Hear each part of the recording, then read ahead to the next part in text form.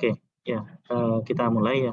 Untuk materi di minggu ini, tadi saya udah salam belum sih? Ya, anggap aja udah. Assalamualaikum warahmatullahi wabarakatuh. Untuk materi di minggu ini kita akan lanjutkan mengenai Object Oriented Programming atau OOP dan khususnya yang kita pelajari ini pada Python. Jadi minggu lalu kita sudah membahas juga mengenai OOP ya.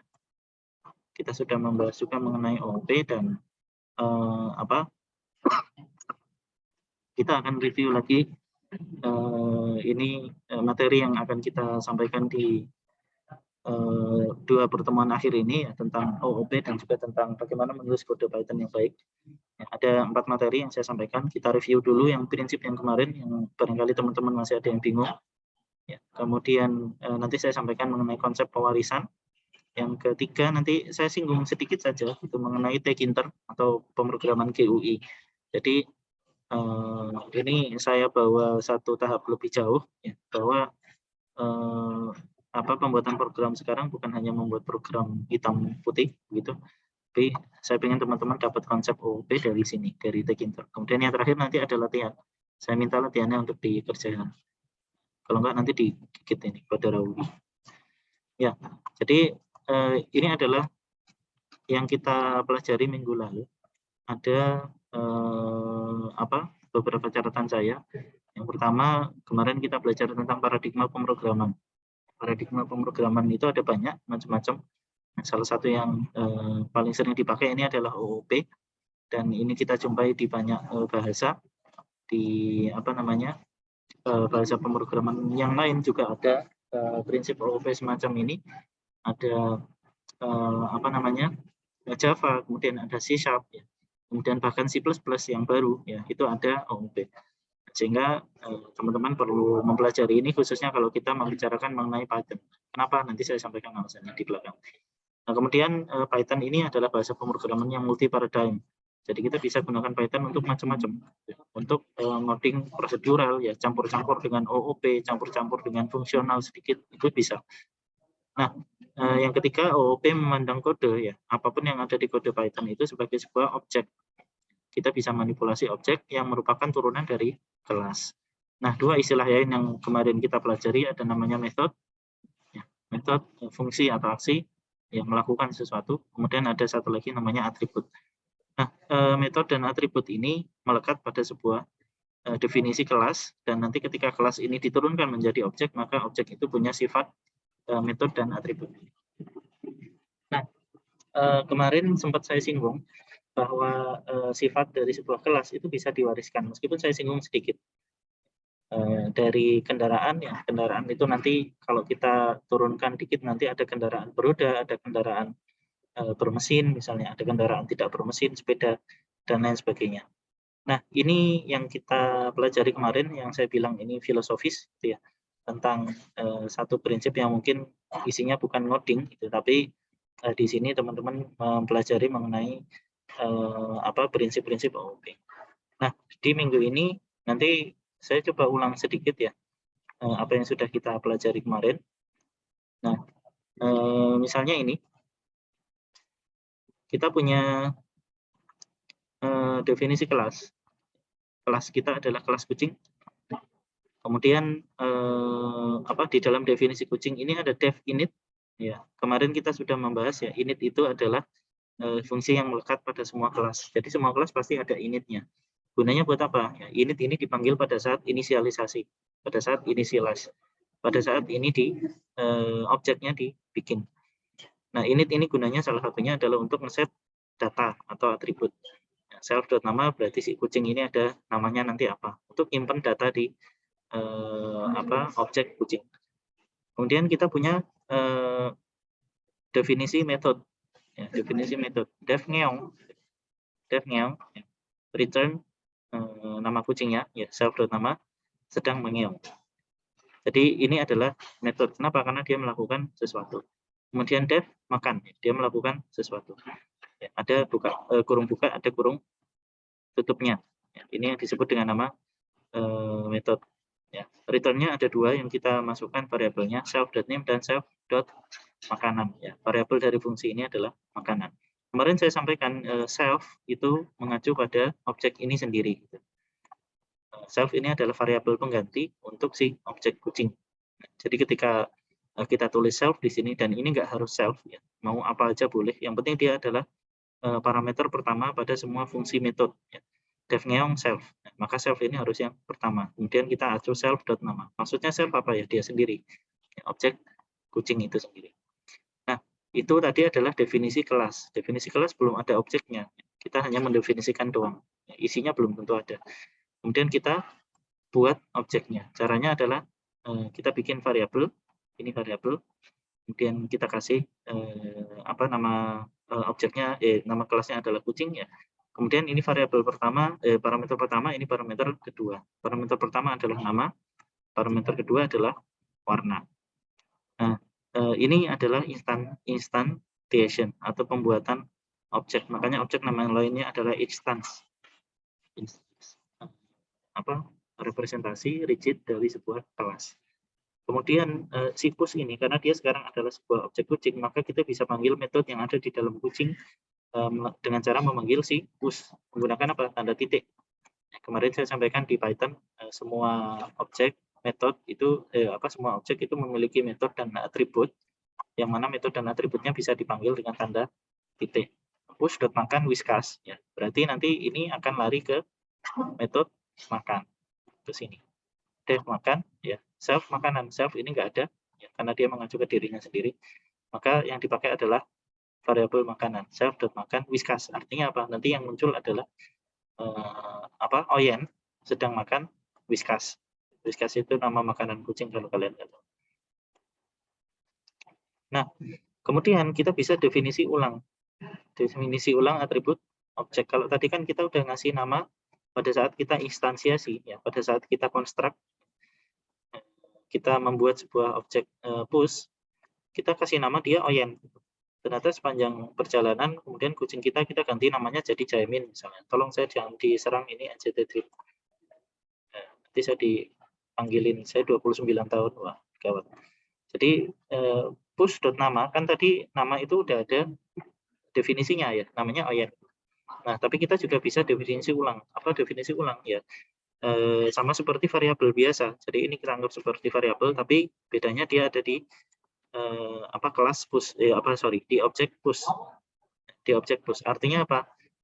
Yang berubah hanya objek push saja. Seandainya nanti kita punya kucing lain namanya empus gitu misalnya, ya, maka nama si empus itu nggak akan berubah. Yang berubah hanya si namanya push saja. Ya, kita ganti namanya jadi Jaimin. Kita ganti namanya jadi Jaimin. Moga-moga nggak ada penggemar NCT Dream di sini. Nah, itu kurang lebih yang kita bahas minggu lalu. Jadi konsep ini ya, bahwa kelas itu kemudian punya metode, punya atribut, kemudian kita bisa buat si kelas objek kucing ini sesuai dengan kelas kucing.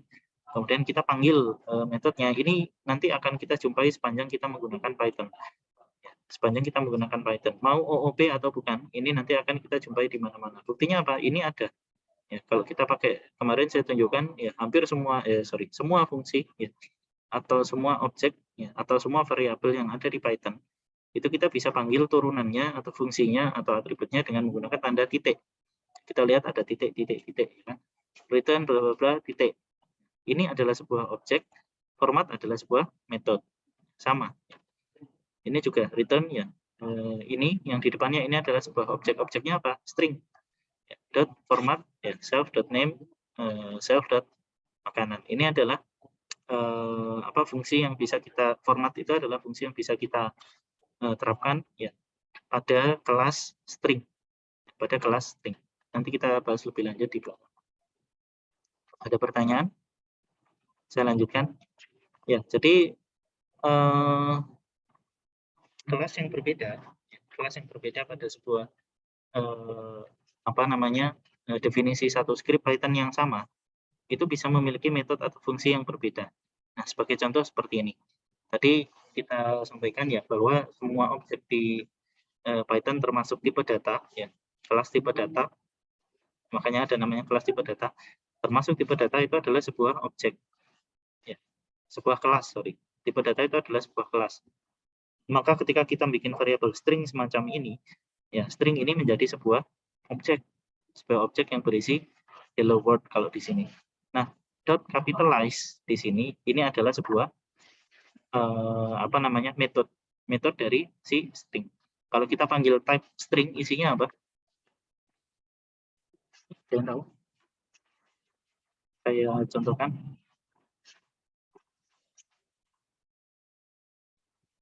Kalau ada yang mau nanya silakan.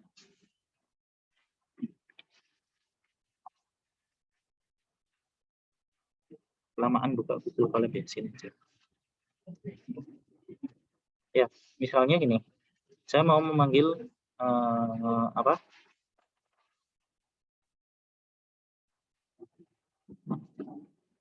Oke, string ini kalau kita panggil type string, maka keluarannya adalah kelas str. Ya, kelas str. Jadi dengan ini artinya kita membuat sebuah objek dengan tipe datanya string, tipe datanya str. str itu adalah nama kelasnya untuk si string. Kemudian saya manggil metode yang ada di dalam si string ini. Caranya, nah, ingat pakai titik untuk memanggil sebuah metode. Ada satu metode di situ namanya capitalize. Nah, kalau ini saya panggil, fungsinya dia akan membuat proper apa istilahnya? Kapitalisasi ya huruf ya, hanya yang tadinya kecil jadi gede ya kan. Kemudian word-nya tetap jadi kecil ya, sesuai dengan aturannya. Nah, string.capitalize, capitalize ini adalah sebuah metode untuk si string. Sebuah metode untuk si string. Jadi ada satu fungsi yang bisa kita coba untuk ngecek ya. Misalnya saya bikin seperti ini, X sama dengan 3. Artinya tipenya X apa? Integer. Nah, kita bisa ngecek apakah sebuah data atau apapun itu, sebuah objek itu adalah bagian dari sebuah kelas. Caranya adalah pakai ini, instance X kita bandingkan dengan int. Instan, ingat ya, instance itu adalah objek. Apakah X adalah instan dari integer? Nah, ini pertanyaannya semacam itu. Apakah X, variabel X, tadi kita nulis X sama dengan 3, adalah instan dari integer? Jawabannya apa? True. X adalah instan dari integer. Artinya integer ini adalah sebuah kelas. Integer ini sebuah kelas. Nah, sekarang kalau saya rubah X sama dengan seperti ini. Kemudian saya ulang. If instance X sama dengan integer. Jawabannya apa? False. Karena X bukan lagi sebuah integer. X adalah sebuah string. X adalah sebuah string. Artinya apa? Semua objek, ya, semua tipe data yang ada pada Python itu adalah sebuah objek. Buktinya kita sering menggunakan tanda titik seperti ini. Nah, saya lanjutkan. Jadi kalau tadi saya memanggil string.capitalize, capitalize ini khusus untuk si objek yang dibuat pada kelas string. Maka sekarang saya bikin import numpy snp buat sebuah array baru, ya, sebuah array baru.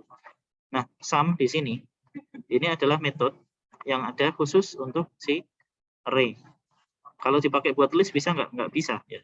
Kalian bikin sebuah list, kemudian kalian panggil listnya list.sum misalnya, nggak akan muncul hasil penjumlahannya. Kenapa? Karena ini adalah metode yang khusus digunakan untuk keperluan numpy, khusus digunakan untuk tipe data yang masuk ke kelas numpy n dimensional array.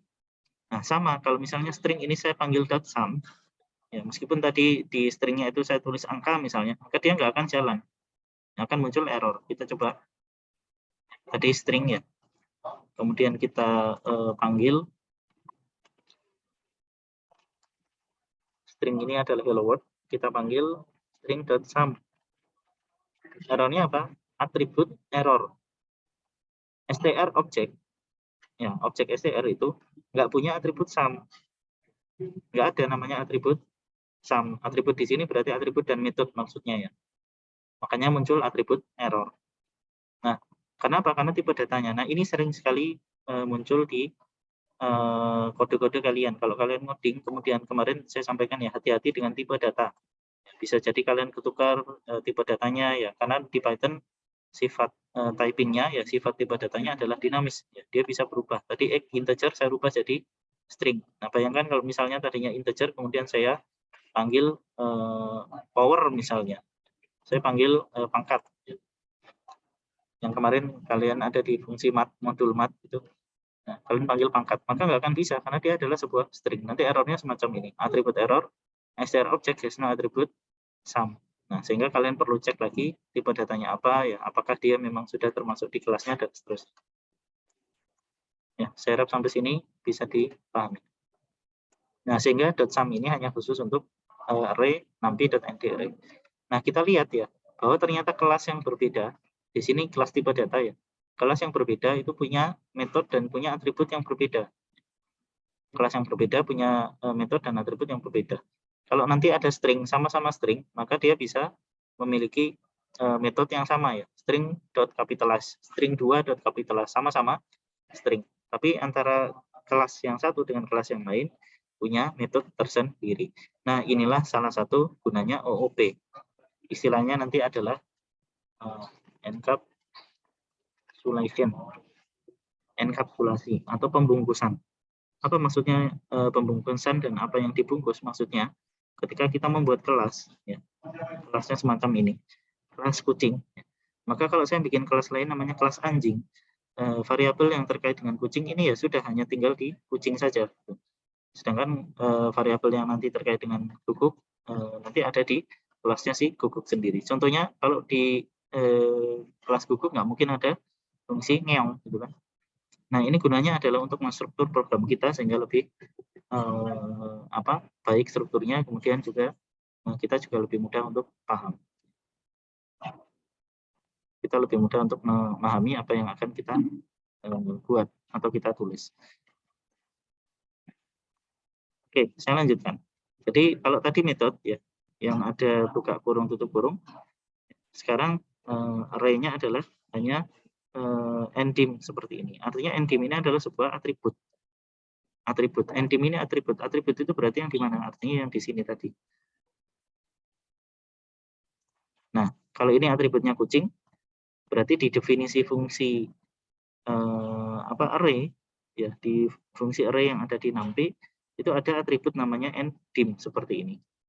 Array.ndim nanti akan memanggil isi dari atribut array ini. Dimensinya berapa? Yaitu 2. Kemudian array.shape sama ya, ini adalah sebuah atribut atau sebuah properti. Buktinya apa? Enggak ada kurung buka kurung tutup. Kalau ini kurung buka kurung tutup berarti dia adalah sebuah metode ya, sebuah aksi. Sedangkan ini adalah keterangan tentang array. Jadi dia hanya menghasilkan 2 dan 3. Nah, pertanyaannya ya, dua pertanyaan ini nanti silakan kalian jawab. Apa yang akan terjadi jika dipanggil array.capitalize dari kode di atas? Capitalize tadi punyanya kelas string, bukan punyanya array. Kira-kira apa yang akan terjadi? Nanti silakan dijawab sendiri. Kemudian apa yang akan terjadi kalau sebuah metode, tadi metodenya ada capitalize, ini misalnya sebuah metode dipanggil tanpa tanda kurung. Tanda kurungnya nggak kita masukkan. Jadi hampir kita lupa ya bahwa ini adalah sebuah metode. Ternyata dia kita tulis seperti ini. Metode yang harusnya pakai kurung buka kurung tutup kita lupa nggak masukin kurung buka kurung tutupnya. Jadi dia dianggap sebagai atribut. Kira-kira apa yang terjadi? Silakan dijawab dan dicoba sendiri. Tinggal buka Google Colab atau script Python masing-masing. Ya, ini bukan tugas ya. Ini hanya kalian nyari sendiri. Nah, kalau tadi kita lihat di kode yang kita bikin, ada namanya init. Underscore init. Sorry. Underscore init ini. Nah, apa maksudnya dan apa gunanya si init ini? Ketika kita mendefinisikan kelas ya, selalu ada def init ini. Maksudnya apa? Ini adalah built-in function. Fungsi yang memang sudah ada di setiap definisi kelas. Ya. Mau kita tulis atau enggak, dia ada di situ. Mau kita tulis atau enggak, dia tetap ada di situ. Seperti kata pepatah, apa namanya? Dikatakan atau tidak dikatakan tetap nggak jadi. Nah, jadi def underscore init adalah fungsi yang built-in dengan kelas. Nah, dia adalah sebuah metode spesial atau spesial method. Sebuah fungsi yang kalau dia pakai nama semacam ini ya, underscore-nya 2 kali, yang dia punya fungsi khusus. Fungsi khususnya apa? Init ini akan dipanggil tiap kali si kelas person ini dibuat instannya atau dibuat objeknya. Jadi init ini adalah fungsi bawaan yang dipanggil tiap kali sebuah intan atau objek dibikin. Jadi misalnya di sini saya bikin dev init, print saya dipanggil. Nah, kapan dev ini akan dijalankan? Ini salah satu cara debugging paling gampang. Ya. Nanti minggu depan saya ajari debugging. Insya Allah. Cara debugging paling gampang itu apa? Bikin aja print di sini. Jadi kalian bisa ngelacak errornya di mana. Nah, kalau printnya ini kalian taruh di init, ya, kalian taruh di init, maka init ini akan dipanggil ketika objek baru ya, dibuat pada kelas ini. Contohnya apa? Contohnya saya bikin P1 sama dengan person Johnny, ya, kemudian age-nya 46. Maka ketika saya definisikan P1, print ini akan dipanggil, saya dipanggil. Kita coba aja. Jadi init adalah sebuah spesial method.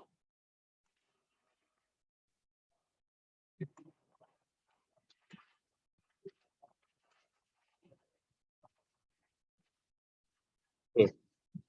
Saya coba definisikan sebuah kelas ya.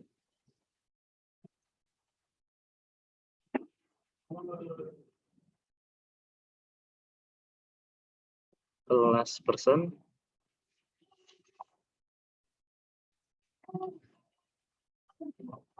Ya.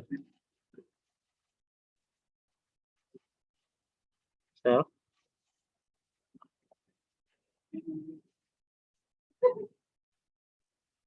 Nah, ini di sini ini adalah sebuah fungsi special method. Special method yang dia akan dipanggil tiap kali init ini dipanggil.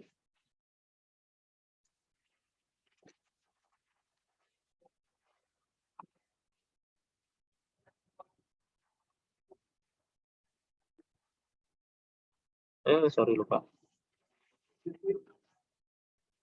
Lebih enak di Google Colab ya.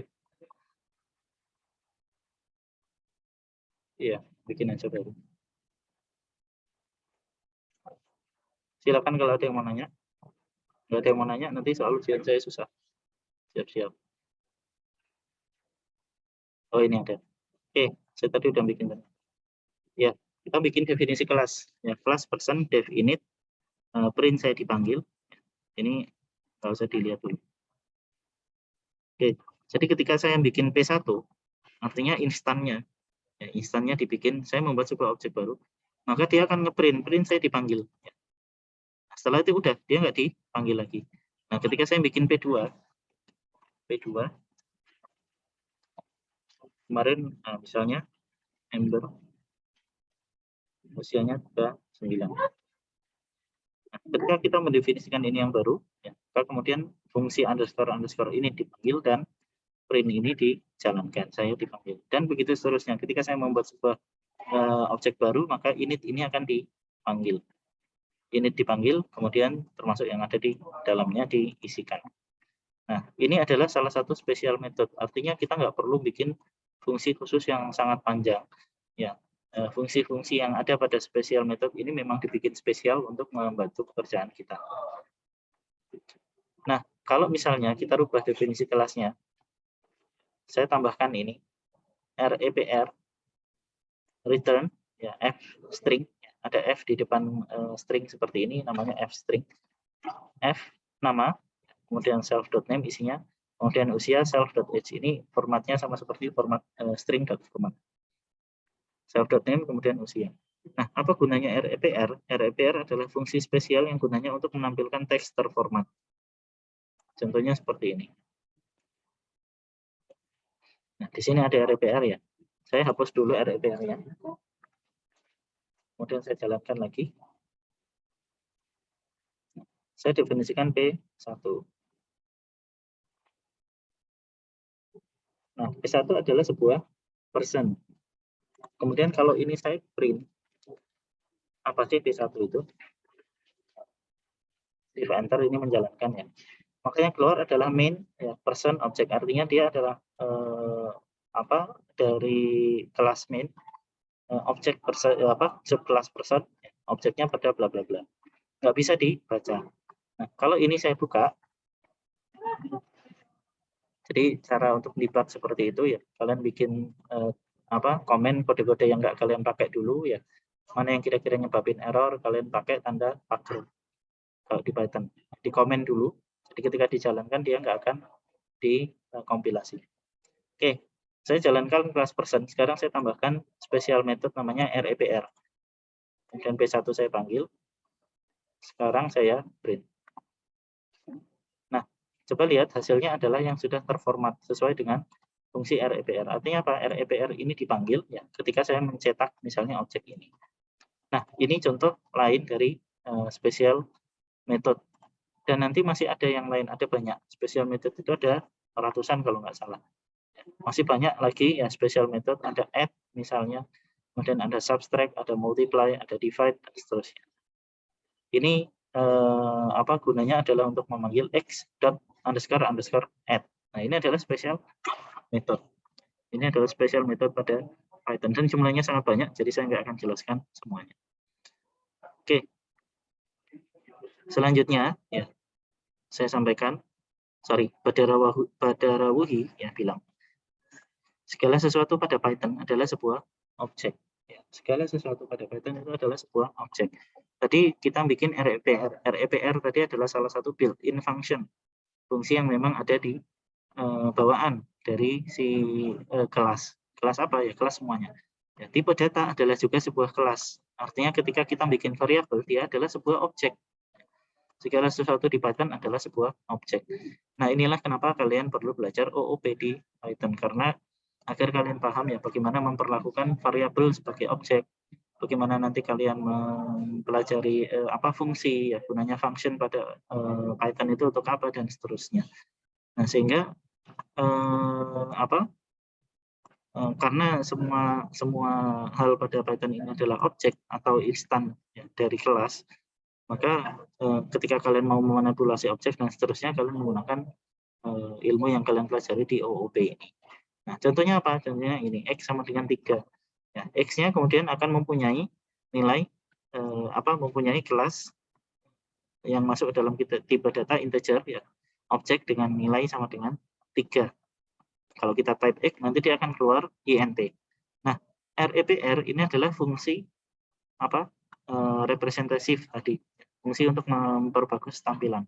Nah, ternyata di objek X yang tadi ini bukan kelas, bukan apapun ya, kita hanya bikin variabel doang. X ada titik X dot ya. Kemudian di belakangnya ada sebuah metode REPR. Metode REPR ini adalah sebuah metode. Artinya apa? X ini adalah sebuah objek karena dia punya metode REPR. Kita bikin variabel gini doang, ternyata dia adalah sebuah objek. Sehingga segala sesuatu di Python itu objek. Segala sesuatu di Python itu objek. Kita bisa manipulasi dengan pengetahuan ini ya banyak hal. Tadi kita bisa anggap sebagai sebuah variabel sebagai sebuah objek ya, kita manipulasi, kita tampilkan REPR semacam ini. Ya, kita panggil fungsinya misalnya pow ya, underscore pow itu adalah power atau pangkat. Ketika kita melakukan operasi matematika X bintang Y ya, sebenarnya kita memanggil fungsi underscore pow yang ada di kelas integer. Nah, ini adalah prinsip dasar yang nanti akan teman-teman banyak jumpai kalau udah mulai ngoding dan codingannya udah mulai kompleks. Nanti balik lagi ke sini, segala sesuatu di Python adalah sebuah objek. Kemarin saya sampaikan ya, ada semua objek itu bisa diwariskan. Ya, semua kelas itu bisa diwariskan. Kelas vehicle diwariskan menjadi wheel vehicle, dan seterusnya. Nah, realnya apa kalau di kode Python? Seperti yang ada di sebelah kanan. Jadi, kita lihat yang ada di sebelah kanan ini. Kita buat kelas namanya person, kemudian ada underscore init, ada atributnya 2, fname dan lname. Kemudian kita bikin sebuah metodenya namanya print name. Ya, atributnya adalah fname, lname, ya, first name, last name, sorry. Kemudian metodenya adalah print name, yang mana mencetak namanya. Nah, sekarang saya ingin menurunkan ini sifatnya si person. Sifatnya si person berarti ada 3. Dia punya atribut ini, dia punya atribut ini, dia punya metode ini. Ada 3. Sifat ini saya pengen bikin objek lain yang ada atribut turunannya. Kelas atau kategori data baru yang ada atribut turunannya, bukan hanya first name dan last name. Ya, karena ini person, manusia, gitu kan, manusia umum. Kemudian saya pengen bikin kelas di bawahnya, namanya student. yaitu person ya, tapi mahasiswa, profesinya sebagai mahasiswa misalnya. Nah, maka cara deklarasinya adalah semacam ini, ya, class student dalam kurung person. Artinya apa? Dia membuat sebuah subclass dari si person ini. Ini adalah kelas, ya kan? Student, tapi dalamnya di sini bukan kosong seperti ini. Ya. Ada tanda kurungnya person. Artinya apa? Dia membuat kelas baru dari si person ini. Sifat-sifat si person kemudian diturunkan ke student. Nah, inilah pewarisan. Jadi si person ini adalah induk atau parent, ya, student ini adalah child atau anak.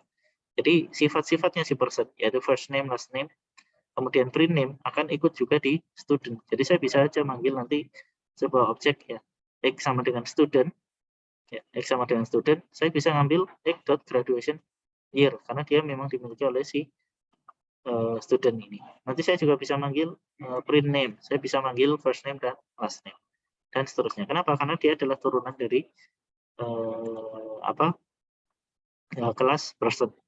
Nah, tadi saya sampaikan tentang init, ya, tentang init yang ada di sini. Kok di kelas person juga ada init, semua definisi kelas ya pasti ada initnya, entah itu ditulis atau enggak. Ya, tapi dia ada di situ. Nah, init yang ada di kelas ini kemudian menafikan init yang di atas. Begitu ini ada init di bawah, maka yang atas ini hilang. Maka yang atas hilang. Yang diterapkan adalah yang ini yang di bawah. Nah, di sini ada fungsi khusus ya, namanya super. Super itu gunanya adalah untuk mewariskan ya, sifat dari si parent. Kalau tadi kan ada saya bilang kalau initnya didefinisikan lagi ya, init itu memang selalu didefinisikan lagi, ditulis atau enggak. Maka yang atasnya hilang. Tapi kalau kita panggil super, ya, maka yang atasnya balik lagi. Artinya si student ini punya nama depan, nama belakang, dan juga karena di sini kita tambahkan satu atribut, dia punya atribut tambahan berupa graduation year. Nah, inilah enaknya OOP ketika menghandle data. Jadi misalnya kita pengen bikin mahasiswa dosen ya, kita pengen bikin basis data semua orang di kampus. Ya, kita tinggal bikin kelasnya, ya, kelas person misalnya umum ada nama depan, nama belakang. Ya, kemudian ada misalnya semua orang pasti punya hobi misalnya seperti itu. Nah itu di kelas person. Kalau kita bikin pewarisannya, ya kelas student. Nah, kelas student maka student ini akan mewarisi sifatnya si person plus sifat tambahannya dia sendiri. Sehingga ini bisa sangat fleksibel. Oke, ada pertanyaan? Banyak yang bilang kalau saya ngomong kemudian jadi ngantuk. Saya aja ngantuk. Ya, saya lanjutkan. Jadi kurang lebih semacam ini. Ada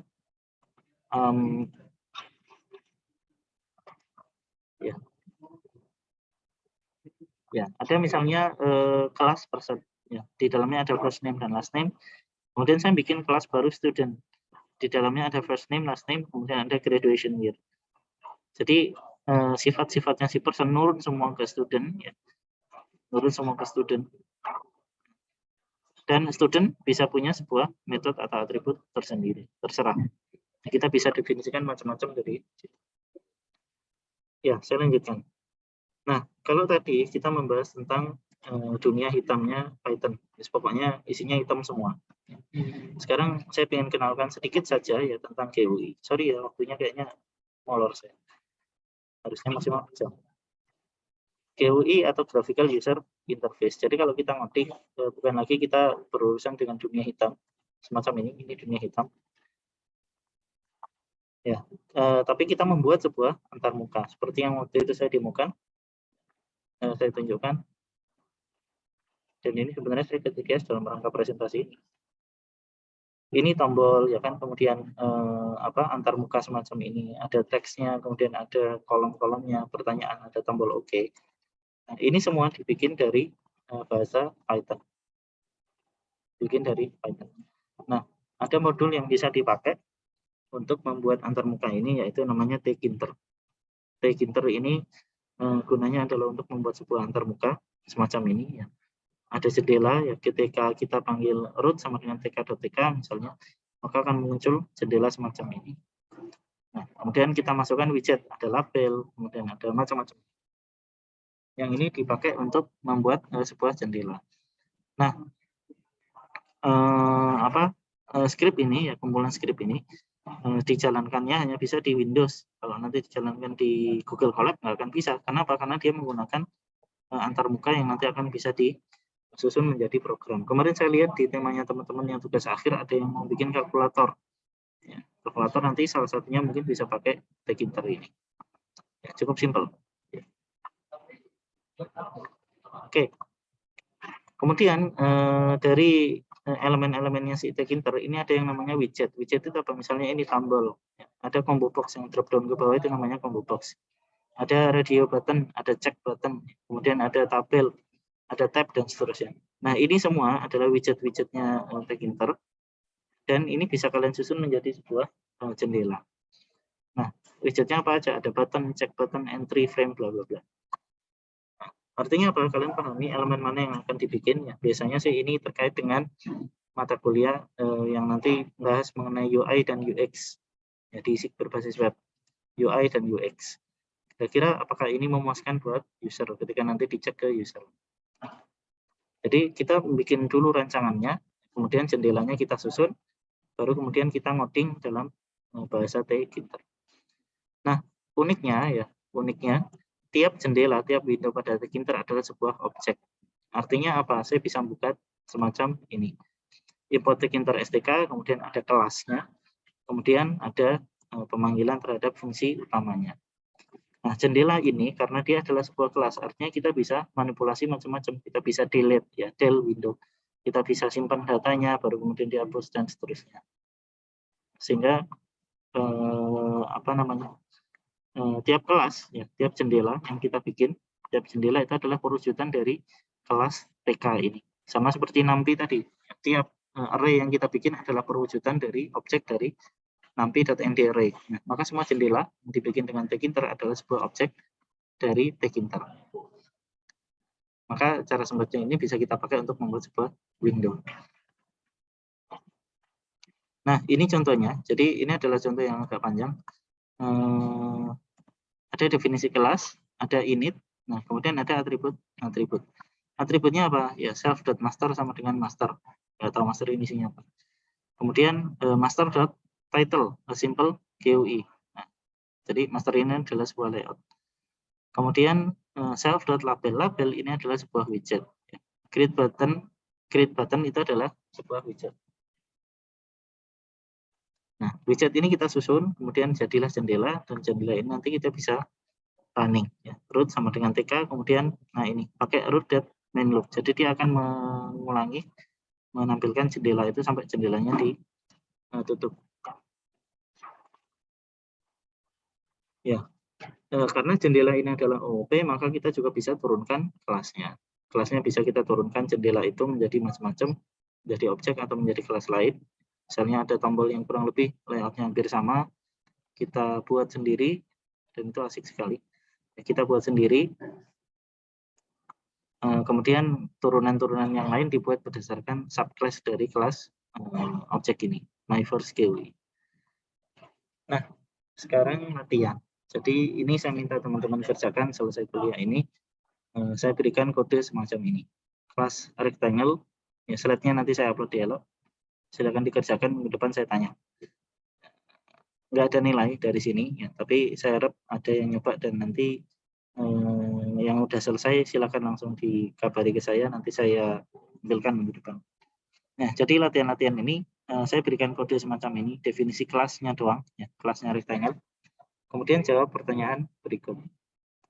Yang pertama, gunakan script yang tadi, ya. Kemudian kalian tambahi lagi scriptnya untuk melakukan hitungan luas sebuah kotak dengan ukuran panjang 6, lebar 6.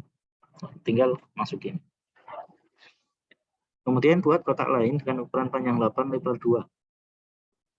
Nah, bandingkan ukuran dari kedua kotak tersebut dengan menggunakan OOP tentunya. Mana yang lebih besar? Buat definisi metode baru pada kelas ya, untuk keperluan apa? Untuk menghitung keliling. Jadi di sini belum ada fungsi yang untuk menghitung keliling, baru compute area dan compute corners. Nah, bikin satu fungsi baru yang bisa dipakai untuk menghitung keliling. Yang keempat, buat sebuah subclass square. Ya, kalau rectangle itu kan panjangnya bisa 4, bisa 6. Ya. Square itu panjangnya sama. Gitu. Panjangnya sama.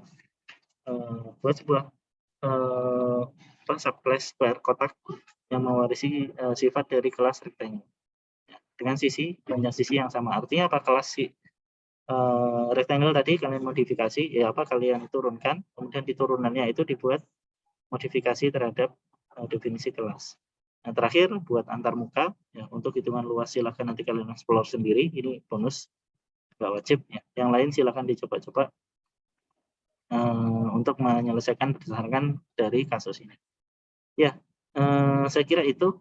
Ada pertanyaan barangkali? Nggak ada? Ya, biasanya kalau maba jarang sekali nanya. Kalian masih hitungannya masih maba. Oke, jadi kalau nggak ada pertanyaan, itu tadi dari saya ya. Besok insya Allah kita belajar mengenai good practice dan juga nanti ada kuis. Nanti insya Allah ada kuis yang akan saya sampaikan. Iya, sebentar saya stop.